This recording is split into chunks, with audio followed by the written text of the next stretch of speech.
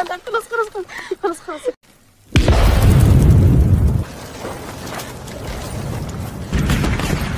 Salam Baraya. Berjumpa kembali dengan bioskop tetangga. Senang bisa menjumpai Baraya semua di sini. Tentunya tempat yang tepat untuk kalian yang mencari cerita-cerita menarik dari sebuah film pilihan. Seperti cerita yang akan admin bawakan kali ini, di mana diambil dari sebuah kisah nyata dari seorang gadis cantik Palestina yang malang. Di mana saat ia baru saja akan mewujudkan cita-citanya, sebuah peristiwa nakbah harus terjadi, yaitu peristiwa pengusiran massal warga Palestina yang terjadi pada tahun 1948. Seperti apa kisah gadis Palestina yang malang itu? Yuk push like dulu, subscribe buat kalian yang belum subscribe, dan aktifkan lonceng notifikasi agar gak ketinggalan film-film seru lainnya dari bioskop tetangga.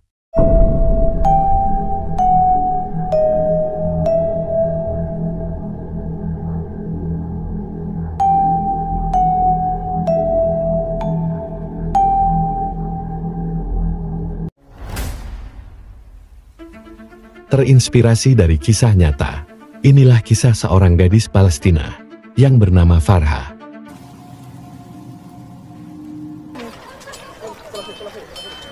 Dikisahkan, di Palestina tahun 1948. Hari itu, bersama teman-temannya, Farha seperti biasa tengah melakukan hafalan Al-Quran pada seorang guru mengaji.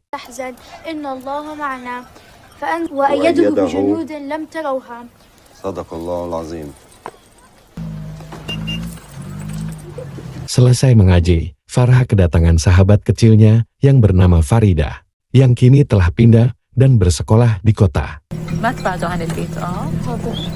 Farha pun terlihat senang, bisa kembali bertemu dengan sahabatnya itu.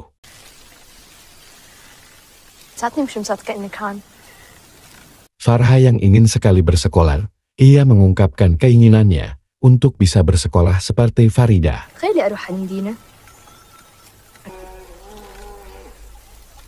Namun, saat mereka berbincang, tiba-tiba terlihat rombongan tentara Zionis yang lewat di sana.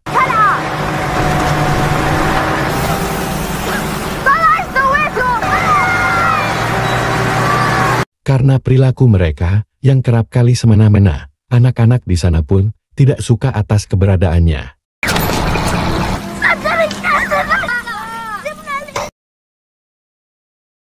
Keesokan harinya, Farha kedatangan pamannya dari kota untuk menemui ayahnya.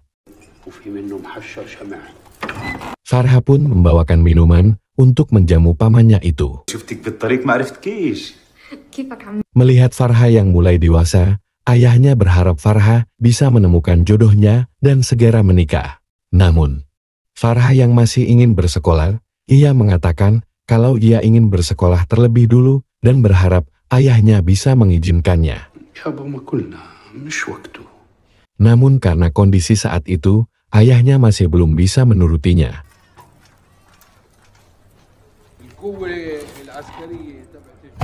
Farha yang seorang gadis piatu, ia terlihat bersedih karena apa yang menjadi cita-citanya belum bisa ia wujudkan.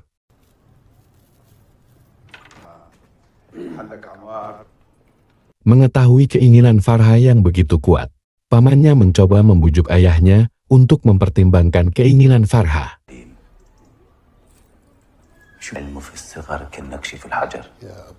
Pamannya pun memberikan sebuah surat pendaftaran dan mengatakan kalau ia akan mengurus Farha jika nanti bersekolah di kota. Mendengar itu, Farha pun terlihat senang karena apa yang menjadi cita-citanya selama ini mendapat dukungan dari pamannya itu.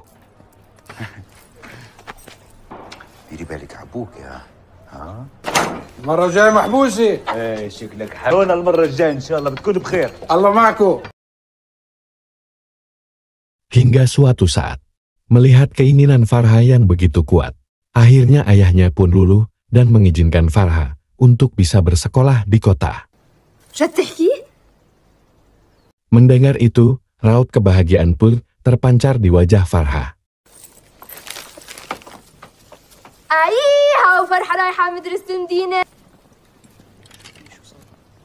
Keesokan harinya, Farha menceritakan kabar baik itu kepada sahabatnya. أبوي وافق.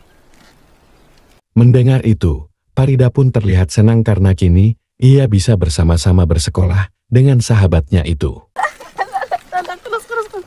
خلاص. Farha pun berencana, jika nanti ia selesai sekolah, ia ingin menjadi seorang guru dan membangun sekolah di desanya. Namun, baru saja kebahagiaan itu mereka rasakan. Tiba-tiba saja, sebuah ledakan besar disertai rentetan senjata mengejutkan mereka.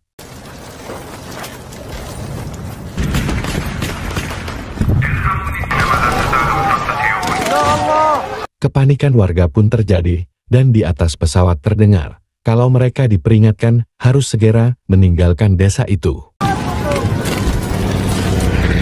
Di tengah kekacauan, Farha berusaha mencari keberadaan ayahnya. Namun tiba-tiba, ayah Farida datang dan menyuruh Farha untuk segera menyelamatkan diri bersamanya.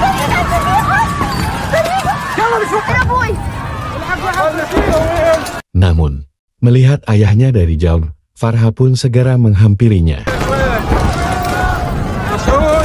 Khawatir akan keselamatan Farha, ayahnya menyuruh Farha untuk ikut bersama keluarga Farida, sementara ia akan membantu para militan untuk melawan para Zionis.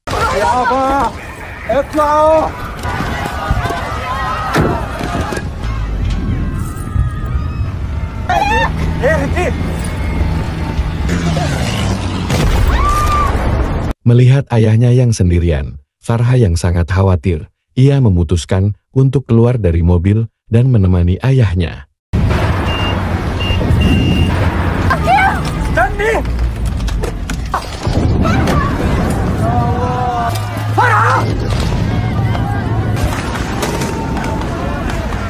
Melihat semua itu, ayahnya tak bisa lagi mencegah keinginan Farha dan menyuruh keluarga Farida untuk segera pergi.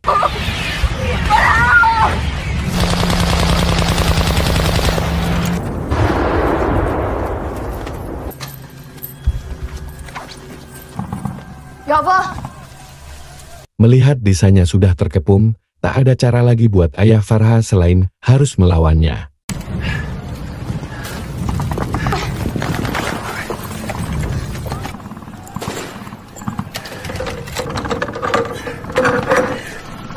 Tak ingin anaknya menjadi sasaran musuh, ayahnya menyembunyikan Farha di dalam gudang. Meski Farha terus menolak dan ingin terus menemani ayahnya, namun melihat bahaya yang ada, ayahnya tak ada pilihan lain dan ia berjanji akan segera kembali dan menjemputnya di sana.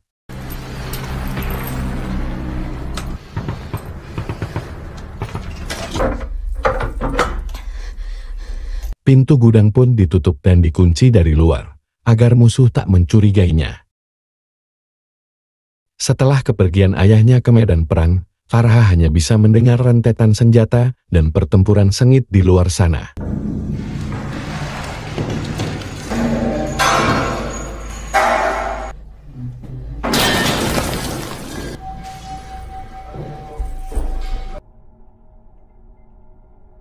Setelah seharian Farha berada di sana, ia mendengar langkah kaki di luar. Yaba? Dirasa ayahnya kembali, namun beberapa saat ia menunggu, ayahnya tak kunjung ada.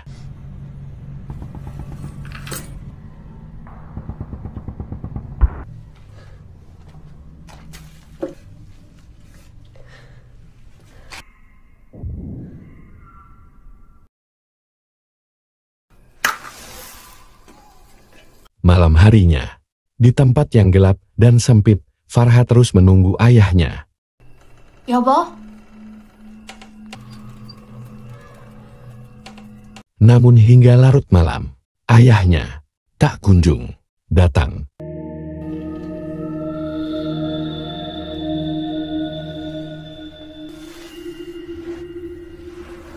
Pagi harinya, Farha yang mulai kelaparan ia hanya bisa memakan sisa makanan yang tersimpan di sana.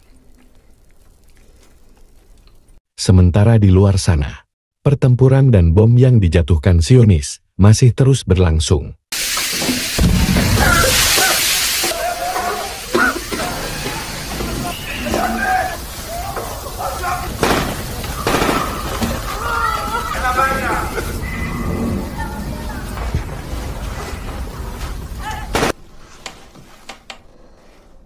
Hari demi hari, Farha lalui dengan penuh harapan di tempat gelap dan sempit itu. Namun ayahnya yang ia tunggu-tunggu belum juga datang.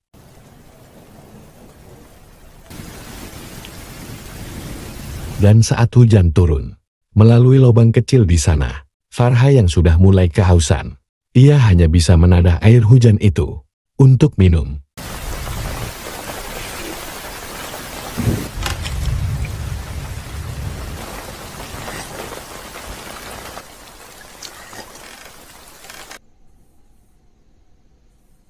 Dengan penuh kecemasan dan ketakutan, Farha yang seharusnya sudah mencapai mimpinya untuk bersekolah, kini hanya bisa memandangi formulir pendaftarannya dan terpaksa harus bertahan di tempat itu.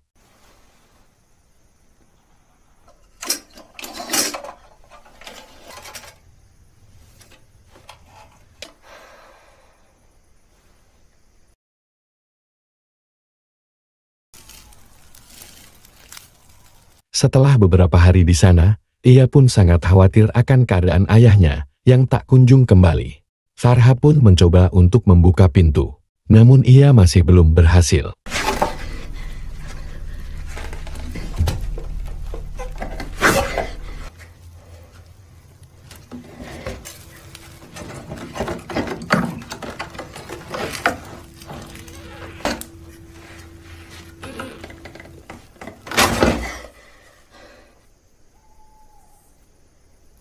فرحة رايحة مدرسة المدينة. أيها يا فريدة أيها. Hingga suatu saat, ia mendengar ada seseorang yang mendatangi rumahnya.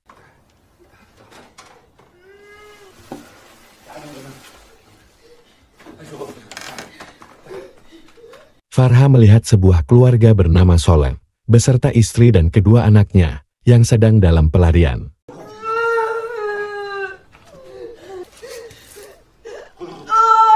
Namun karena istrinya yang akan segera melahirkan, Soleh pun terpaksa harus singgah di sana dan membantu istrinya untuk melahirkan.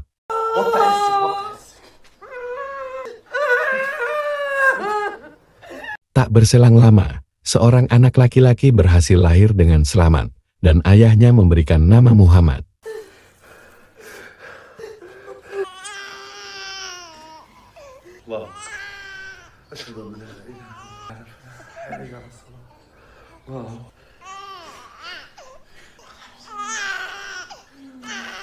Soleh pun membawa istrinya ke dalam sebuah kamar untuk menyusui anaknya.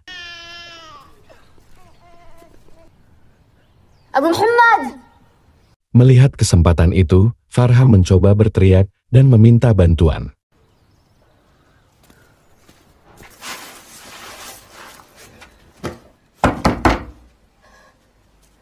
Anahan! Farha menceritakan apa yang menimpa dirinya dan meminta bantuan Soleh untuk membukakan pintu gudang dari luar.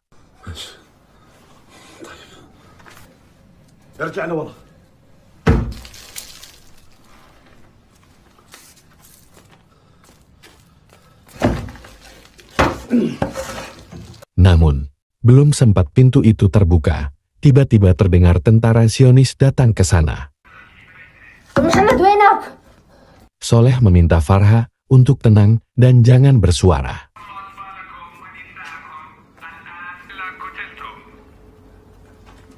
Mengetahui keberadaan Soleh, tentara itu meminta Soleh untuk keluar, sementara anak dan istrinya berusaha untuk bersembunyi.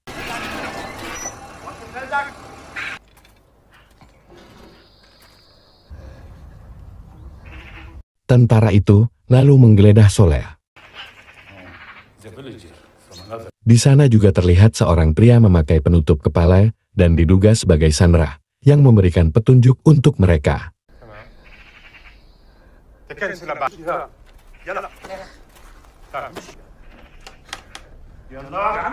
Meskipun Soleh mengatakan kalau ia hanya sekedar lewat di sana, namun tentara-tentara itu tetap saja menggeledah rumah Farha.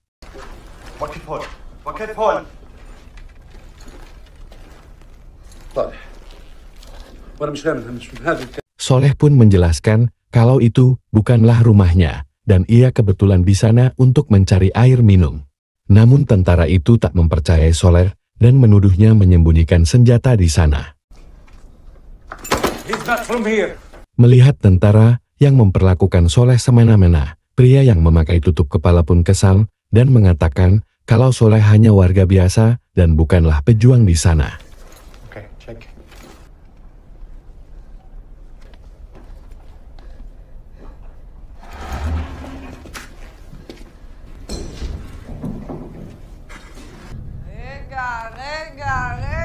Namun, saat tentara itu menggeledah rumah, sayangnya tentara berhasil menemukan istri Soleh dari persembunyiannya. Just stop! تخبسي.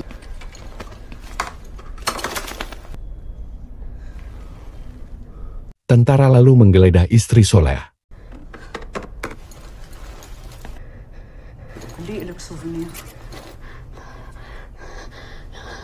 Namun sayang, bayi yang baru ia lahirkan terdengar menangis dan terdengar jelas oleh para tentara itu. Mereka pun segera mencarinya. Lalu, anak-anak Soleh yang bersembunyi berhasil mereka temukan. Soleh pun berontak dan meminta anak-anaknya untuk dilepaskan. Namun tentara itu malah membawa mereka dan disuruh berdiri berjajar di sebuah dinding. Melihat itu, pria berpenutup wajah meminta pada tentara untuk tidak melibatkan wanita dan anak-anak. Namun, mereka tak hiraukan permintaannya itu. You ask me for weapons. Sementara di balik lubang kecil, Farha menyaksikan semua kekejaman itu, di mana seluruh keluarga Soleh harus dihujani peluru yang keluar dari senjata para tentara. Please, you promise me, please. You promise me, no!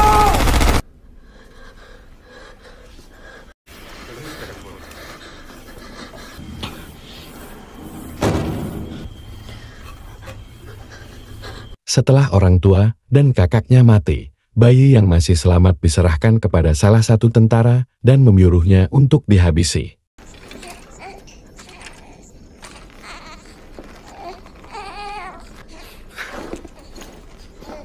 Namun tentara itu terlihat ragu untuk membunuhnya. Ia hanya menutupnya dengan kain dan membiarkannya tergeletak di sana. Melihat semua yang terjadi, Farha pun merasa tak kuat lalu menangis.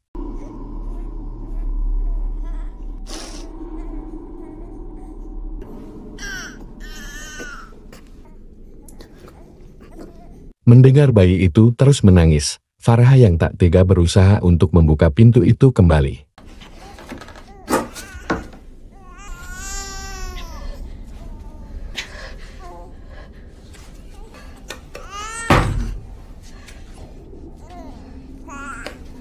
Segala upaya telah ia lakukan.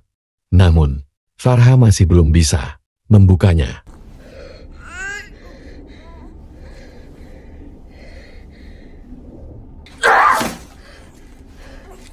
Ia pun terlihat kesal karena belum bisa menyelamatkan bayi malang yang terus saja menangis.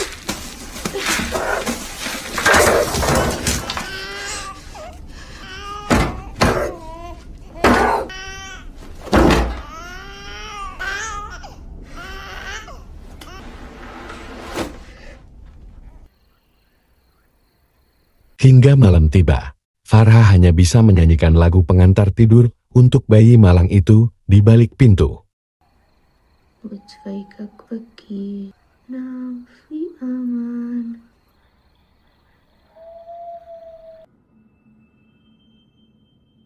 Hingga saat pagi datang, tak sengaja Farha menemukan sebuah senjata yang tersimpan di dalam karung yang tertumpah.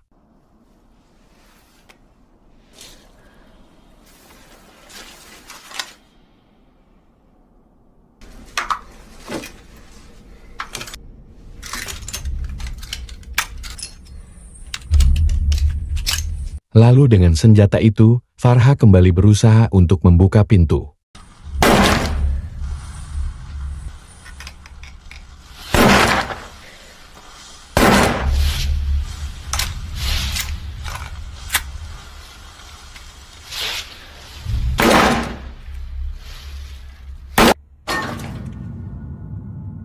Dan alhamdulillah, setelah berkali-kali ia coba, akhirnya pintu itu pun berhasil ia buka.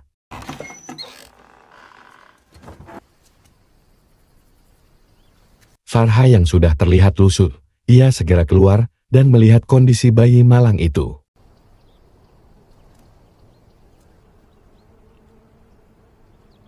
Namun, sayangnya, bayi malang itu sudah tak bisa diselamatkan.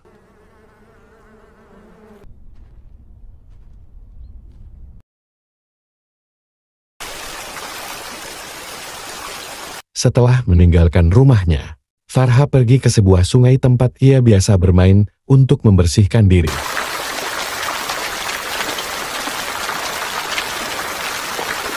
Setelah membersihkan diri, Farha lalu duduk di sebuah ayunan, tempat terakhir kali ia bercanda dengan sahabatnya.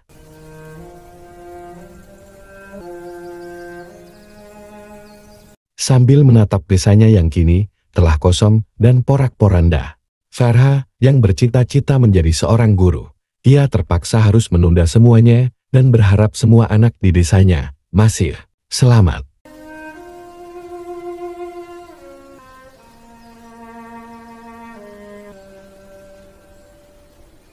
Dengan berat hati, Farha yang sendirian, ia terpaksa harus pergi dari desanya yang kini telah hancur.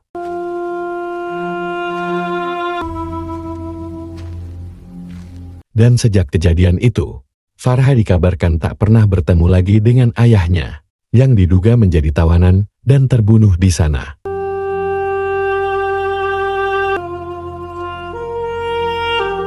Dan setelah kejadian Nakba tahun 1948 itu, Farha yang bernama Asli Radiev, ia dikabarkan berhasil sampai ke Syria, di mana ia berbagi ceritanya di sana, dan meneruskan hidup untuk generasi yang akan datang.